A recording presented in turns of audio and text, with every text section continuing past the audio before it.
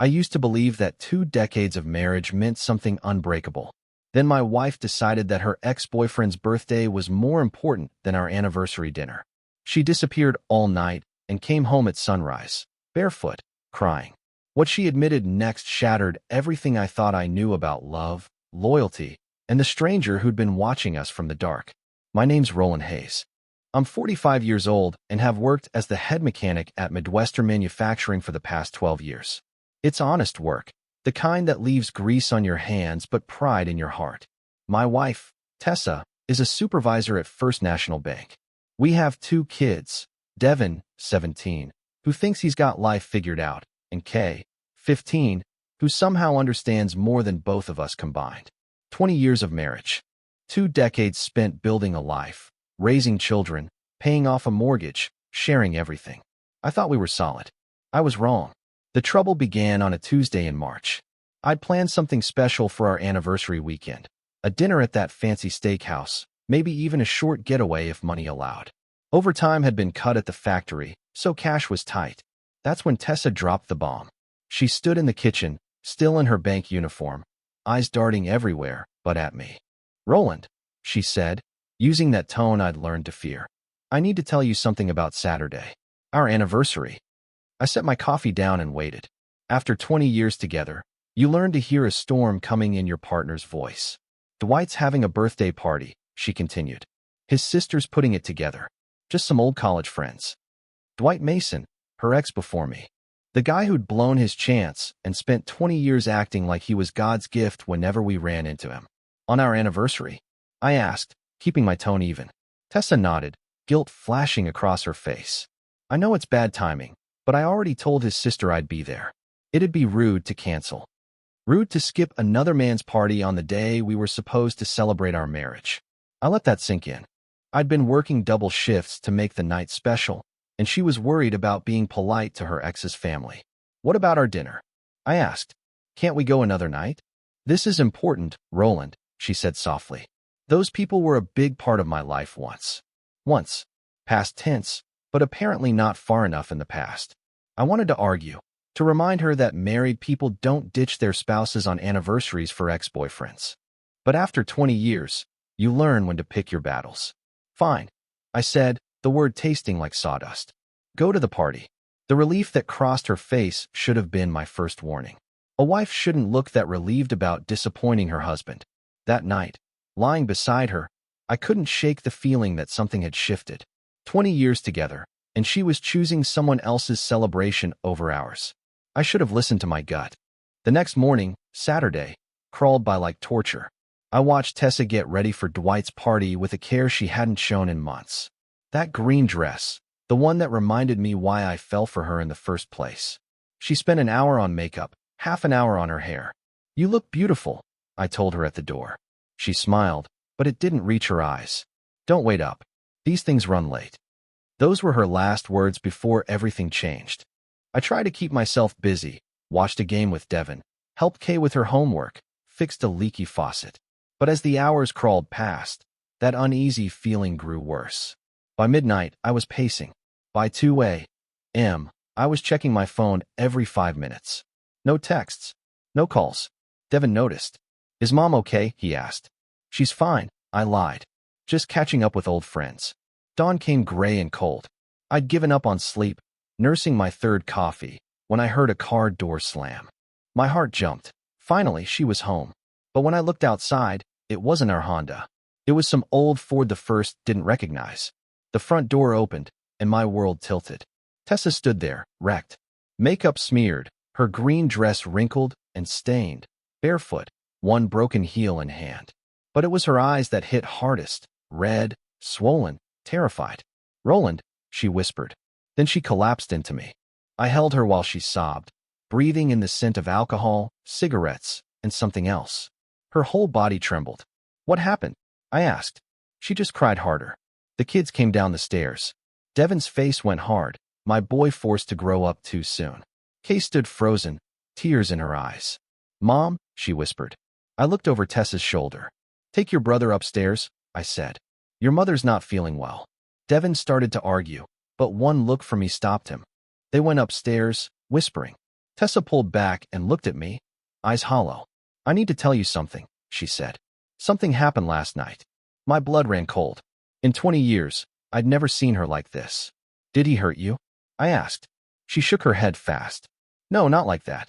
But Roland, I made a terrible mistake. Dwight kissed me. The words hit like a sledgehammer. I stepped back, trying to breathe. You kissed him back. No, she said quickly. I pushed him away, told him I was married, that I loved you. But people saw. There were pictures. Things got complicated. Complicated. 20 years of marriage, and that was the word she used. Why didn't you come home? I asked. She looked down. His girlfriend showed up. There was yelling, people were drunk, things got ugly. I got scared. Lost my phone. Dwight said I could crash on his couch until morning. She'd spent the night at another man's place, after he kissed her, on our anniversary. Go get cleaned up, I said quietly. We'll talk when the kids aren't home. She just nodded, moving up the stairs like someone much older. Watching her limp away with that broken shoe, I realized something inside us had cracked, maybe for good. By Sunday afternoon, I'd sent the kids to my mother's. Dorothy Hayes had raised 4 boys and could handle anything life threw her way. When I told her Tessa and I needed some time to work things out, she didn't pry, just said, bring them over. As I dropped Devin and Kay off, she put a hand on my shoulder. Your father and I had our rough patches too, she said softly. Marriage isn't for quitters, son, but it ain't for fools either. Wise words from a woman who'd been married 47 years before cancer took Dad. Back home, Tessa and I sat across from each other at the kitchen table like strangers. She'd showered and changed. Jeans, old sweater, but she still looked fragile, haunted. Tell me everything, I said. From the start. She drew a shaky breath. The party was at Dwight's apartment. His sister Carol organized it, maybe 20 people from college.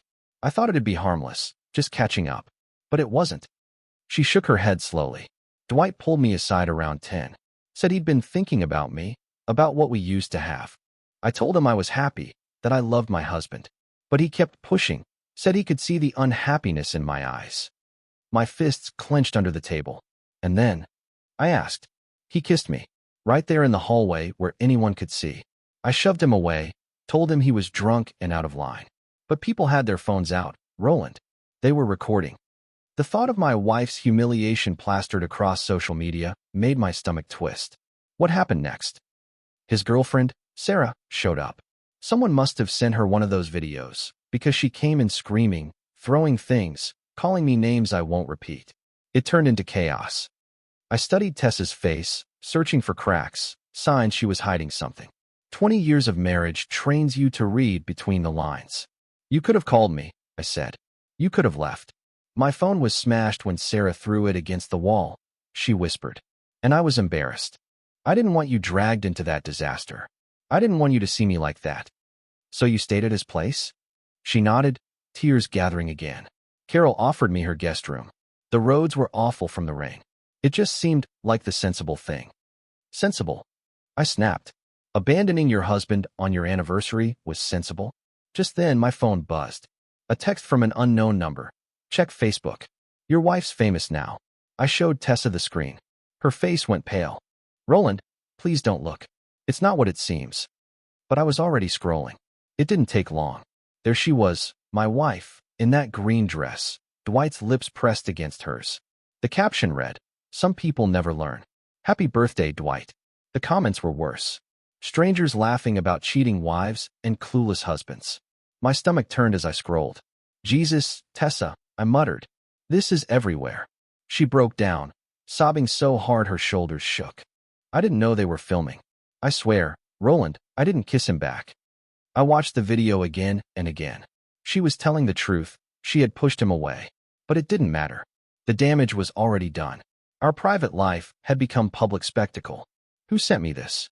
I asked, holding up my phone. I don't know, she whispered. Maybe someone from the party. Something in her tone made me narrow my eyes. Tessa, is there something else you're not telling me? She hesitated. And in that silence, I knew there was more. There's someone else you need to know about, she said finally, voice trembling. Vernon Brooks. He works at the bank with me. He's been difficult lately. Difficult how?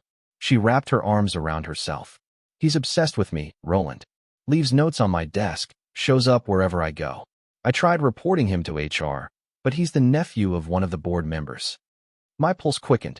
How long has this been happening? Months, she said. 6, maybe 7. At first, I thought it was harmless flirting, but it got worse. He started commenting on what I wore, what I ate, things I never told him. And you didn't think to tell your husband about this? I asked sharply. She flinched. I thought I could handle it myself. Didn't want you to worry. And I was scared of how you might react. She had reason to be afraid. Vernon Brooks was about to have a very bad day. Was he at the party? I asked. Tessa nodded reluctantly. He wasn't invited. Just showed up around 11. Said he was in the neighborhood. Started taking pictures and videos of everyone. It was creepy. The pieces clicked. The anonymous text. The Facebook post. Someone had been watching, waiting to hit at the perfect moment. You think he sent me that text? I don't know. Maybe he's unstable. Roland, he's ex-military. 2 tours in Afghanistan. I think he has issues. Issues? Great. My wife had caught the attention of a psycho with combat training. Where does he live? I asked, standing. Tessa grabbed my arm. What are you going to do? I'm going to talk to Vernon Brooks. Roland, no. You can't confront him. What if he's dangerous? I looked at my wife and saw the fear in her eyes. But it wasn't just fear of Vernon. She was afraid of me, too. Afraid of what I might do to the man stalking her. Maybe she should be. I'm not going to hurt him, I said, though I wasn't entirely convinced. I just want to make it clear that this stops. Let me handle it through proper channels. HR, police reports. I almost laughed. Proper channels, Tessa? This guy had been harassing you for months, and you didn't even tell me. Proper channels clearly weren't working. She stood in front of me, blocking the door. I'm begging you, Roland. Don't do anything stupid. Think about the kids. I was thinking about the kids, about what kind of father lets some psycho stalk his wife and get away with it. But looking at Tessa, seeing her genuine terror, I made a decision that probably saved us both a lot of trouble. Fine, I said. We do it your way first. But if Vernon Brooks even looks at you wrong again, all bets are off. She nodded gratefully, but I could see she knew this wasn't over.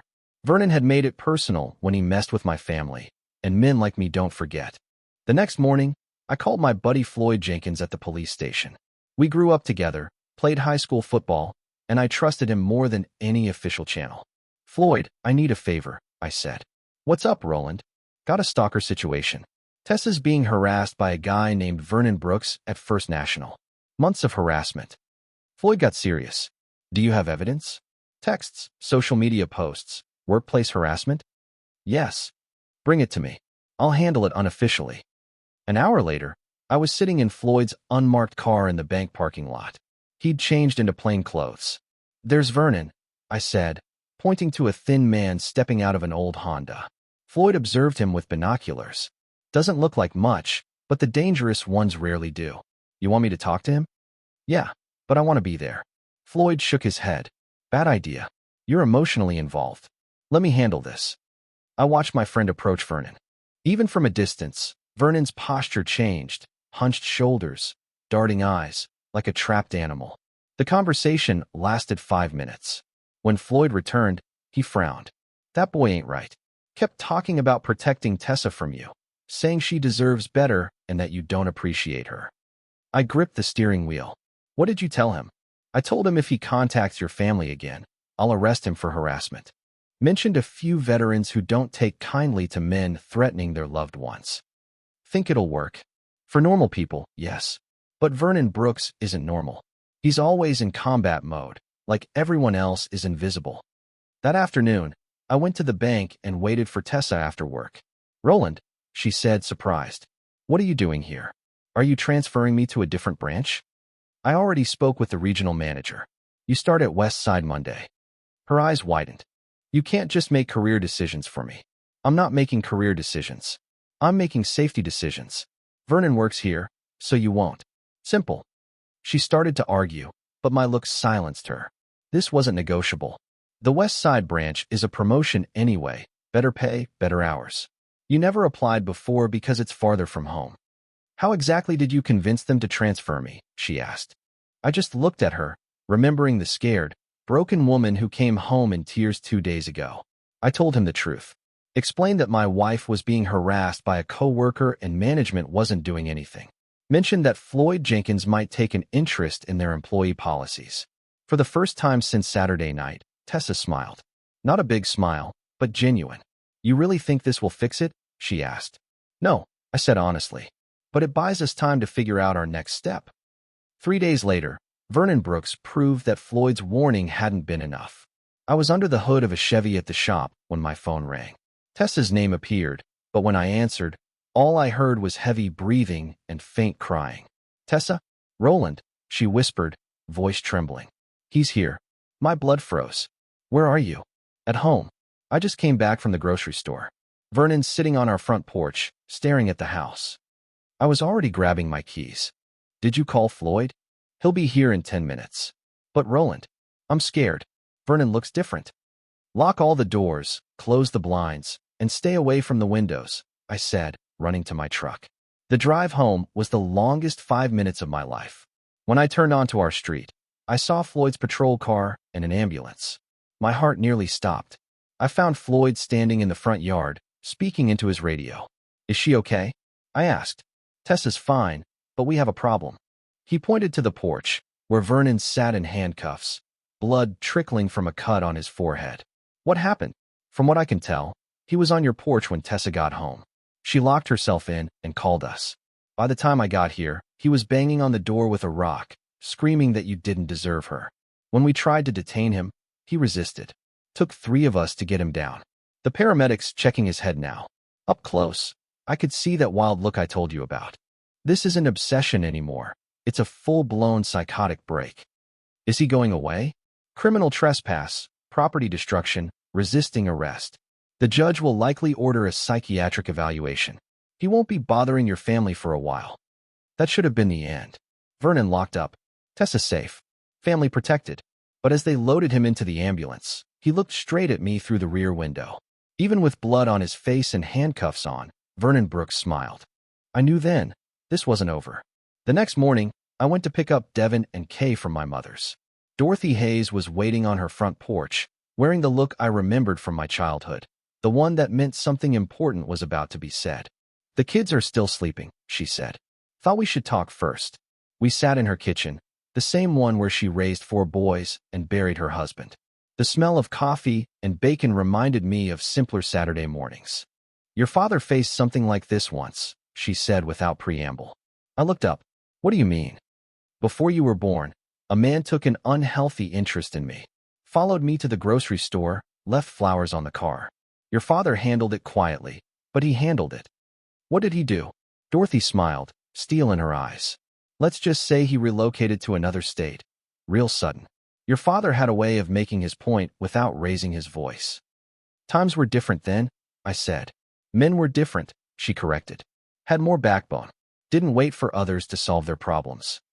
I realized she was speaking about more than Vernon.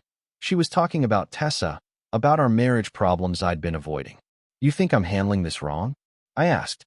"You're handling it like a modern man," she said. "All the therapy talk, police reports, sometimes a problem needs solving the old-fashioned way." Before I could respond, her phone rang. She answered, and I watched her face change. "That was Tessa," she said after hanging up. "She's at the hospital." My heart stopped. "What happened?" "Someone broke into your house last night." Tessa went back to grab some clothes and found the place trashed. When she tried to leave, Vernon was waiting in the driveway. I was already standing, reaching for my keys. "How bad?" "He didn't hurt her physically. But Roland, he had pictures. Pictures of her sleeping, pictures of the kids. He'd been in your house before." The rage that surged through me was unlike anything I'd ever felt. This wasn't just about my wife anymore. This was about my children's safety. "Which hospital?" I asked. "St. Mary's. Floyd's with her, taking a statement." I kissed my mother's forehead. "Keep the kids there until I call," I said. "Your father would be proud of the man you've become," she told me as I headed for the door. "But being a good man sometimes means doing hard things." Dorothy's words echoed in my head as I drove to the hospital. In the parking lot, Floyd was waiting. "How is she?" I asked, voice tight. "She's okay. We've got Vernon in custody, but you need to see this." He handed me a manila envelope. Inside were dozens of photos. Tessa asleep, the kids playing in the yard, me working under the hood. Shots taken from inside the house or close enough to touch. How long? I asked. Best guess months. Maybe since the harassment started. This guy's been living in your walls. Floyd's next words hit like a punch. They'd found a spare key hidden under our back porch.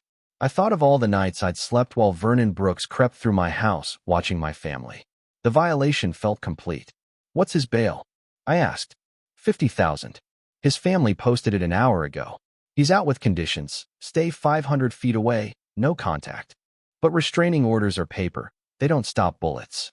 Floyd's warning hung in the air as I thought of Tessa sitting inside, shaken and exposed. I need to see her, I said. Before you do, Floyd said, there's more. They'd searched Vernon's apartment. Journals, maps, camping gear, supplies for weeks. This wasn't just obsession. He'd been planning to take her, kidnap her, convince her I was the problem. In his head, he was rescuing her. The words turned my stomach. I found Tessa in room 314, sitting on the bed, fully dressed but fragile.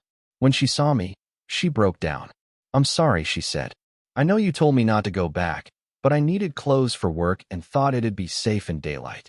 Stop, I said, pulling her into my arms. This isn't your fault.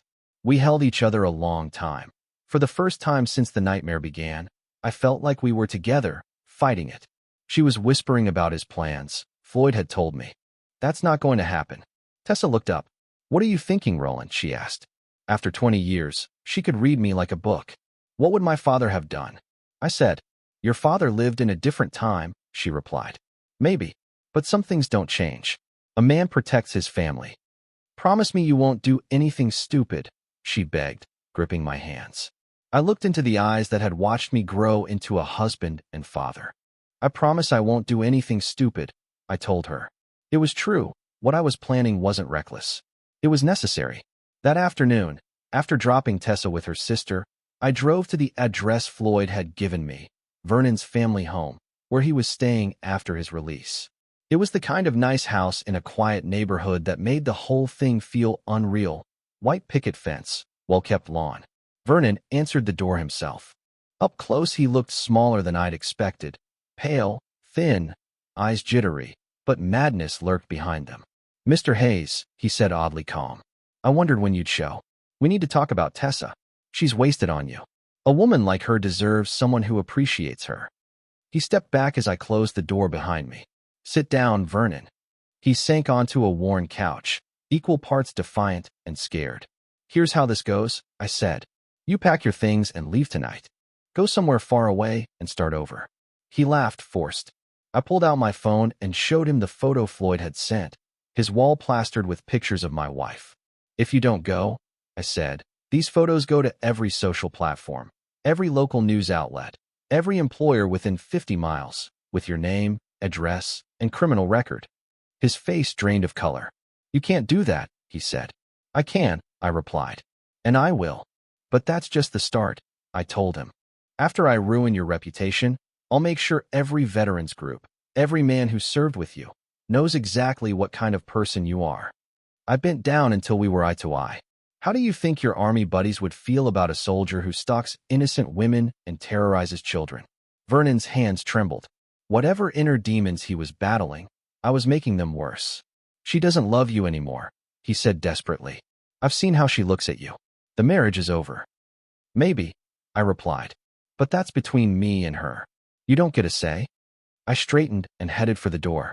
24 hours, Vernon. Then things get ugly. He shouted after me. What if I refused to leave? I turned and looked at the broken man who tried to ruin my life. Then you'll see exactly what kind of man Dorothy Hayes raised, I said and walked out. By morning, Vernon was gone. Floyd called at 7 a.m. Neighbors had seen him loading a U-Haul at midnight, his mother following behind. Where did they go? I asked. Don't know. Don't care. He's gone. Sitting in my truck outside the factory, coffee cooling in my hands, part of me felt relief. Part of me thought it had been too easy. Do you think he'll stay gone? I asked.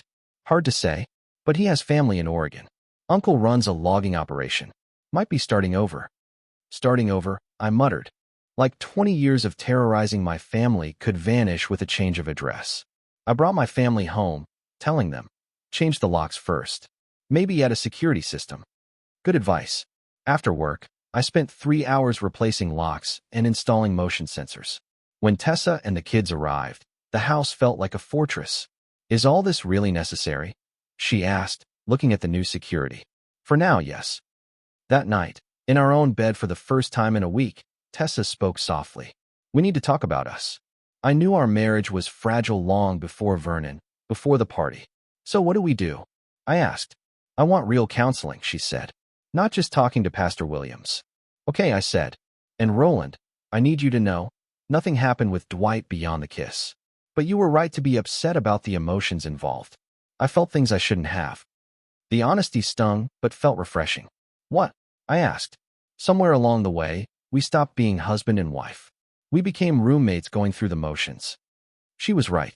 We had drifted, too comfortable to fight, too afraid to admit it.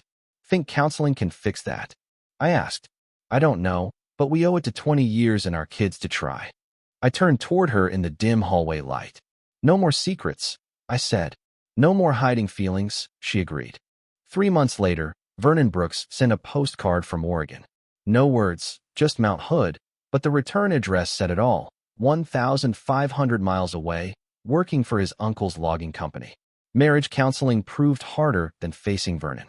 Slowly, week by week, Tessa and I remembered why we fell in love. 6 months later, we renewed our vows in my mother's backyard. Not a big church wedding this time. Just family, close friends, and Pastor Williams speaking words that felt new. Devin walked his mother down the aisle, proud in his rented suit. Kay was the maid of honor, tears of happiness flowing. 20 years ago, I promised to love her in good times and bad. I thought I knew what that meant. I was wrong. Looking at Tessa in her simple blue dress, tears in her eyes, I realized bad times aren't just bills or sick kids. They're forgetting why you chose each other, letting fear and pride build walls. But good times, I continued, are choosing each other again, especially when it's hard. When she said her vows, Tessa's voice was steady. I lost my way, started looking for happiness in the wrong places. But I learned, you don't fix a marriage by running away. You fix it by running toward each other. The reception was my mother's idea. Barbecue and beer in the backyard where I played as a child. Simple, honest, real. We danced to the same song as our original wedding. Tessa whispered, "Think we'll make it 40 years? Ask me in 20, I said. Floyd approached later, looking official even in civilian clothes. News? I asked quietly. Vernon Brooks was arrested in Oregon last week. Stalking charges at his logging job. Judge ordered mandatory psychiatric treatment. Completes it, charges dropped. Fails, 2 years in custody. Tessa relaxed in my arms. What will happen to him, she asked. That's the idea, I said. Later, as we cleaned up, Devin came to me. Dad, how did you know Mom was worth fighting for? Because she's your mother. Because we built something bigger than ourselves.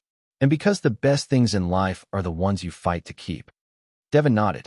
That night, lying next to Tessa, in our own bed, with our home secure and our love renewed, I realized something profound. Vernon Brooks nearly destroyed us, but in the end, he forced us to choose each other again. And this time, we chose wisely.